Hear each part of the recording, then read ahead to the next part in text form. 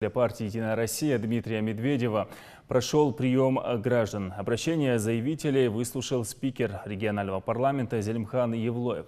Всего за несколько часов было принято более 10 человек. Жители волновали проблемы разного характера. Чаще всего они связаны с трудоустройством, жильем и оказанием материальной помощи. Некоторые вопросы организаторам удалось решить, не выходя из кабинета. Впрочем, большинство обращений требует более тщательного разбирательства и будут решаться поэтапно.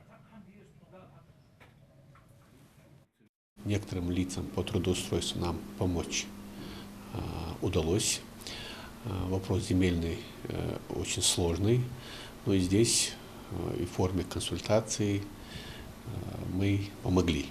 Люди обращаются туда, где им могут помочь.